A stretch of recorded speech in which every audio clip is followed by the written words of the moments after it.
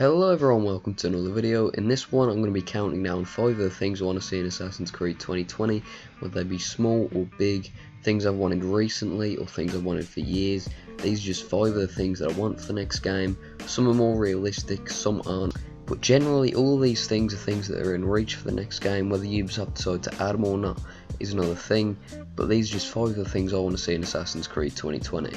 Without further ado, here's the list.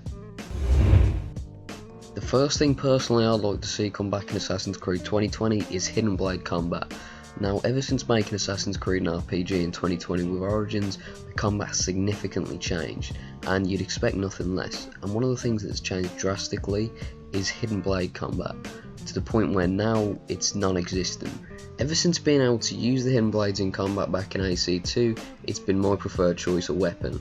I also used it in Rogue and Black Flag, not in 3, because it's not a fucking Hidden Blade, is it? Like, I mean, it's just not. And I was really surprised when it wasn't available as an option in Origins, despite the Hidden Blade being a part of the game. And it's not just for gameplay why I want it to come back, it's also the atmosphere and feeling of being an assassin. Using the Hidden Blade in combat was great because it always added to that atmosphere of being an assassin in the world of Assassin's Creed. And I feel that the Hidden Blade could still be used in the same combat we have now, just by translating those same kind of foundations over to the new game. If we look at the old games, there's kind of a risk and reward idea of the blade, where you'd have much less time to counter, but if you did, it was a guaranteed kill. Now of course that wouldn't work in an RPG. You could have, say, considerably less range, but also less defense, but do much more damage. The next thing I'd like to see come back in Assassin's Creed 2020 is fully rendered cutscenes. Now, we saw a few of these in Odyssey, and by a few, I do mean 2 or 3, but fully rendered cutscenes were pretty much a mainstay in the series up until Origins.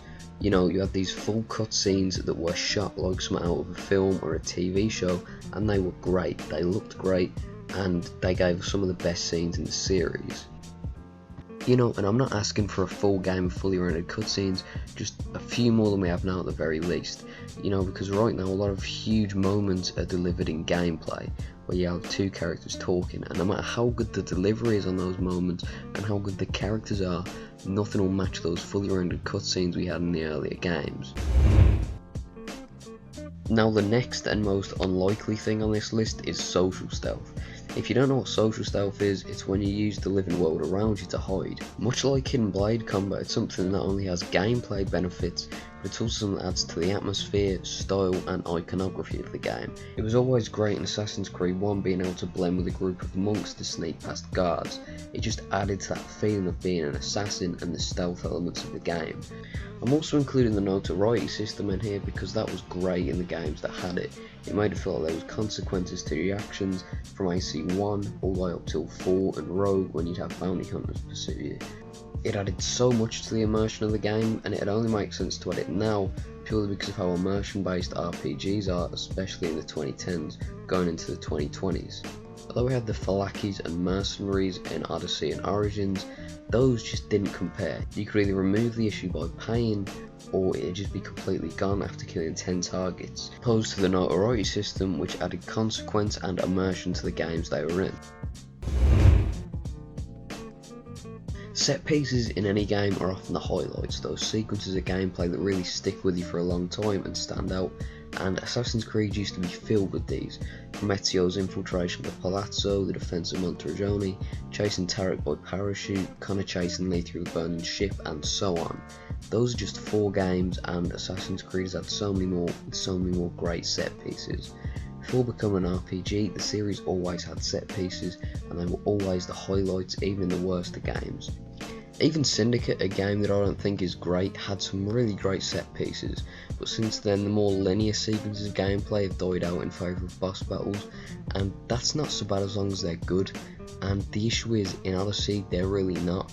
It's a criticism you probably heard a million times about Odyssey, but they just hit spongy enemies, even in bosses, and those are the type of things I don't want to see come back in the next AC game, as opposed to set pieces, and even the most mediocre Assassin's Creed set piece will be much better than any boss from Odyssey.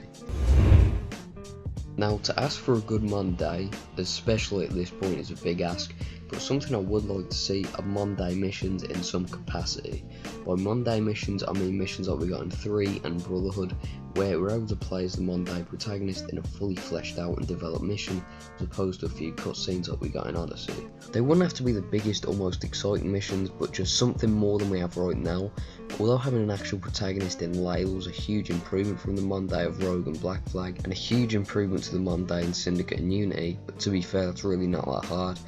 There just isn't that same connection and immersion that we had in, say, Brotherhood, and it'd just be nice generally if there was a bigger focus on the Monday, but that's a pretty big ask right now. So anyway, those are 5 of the things I want to see in Assassin's Creed Empire.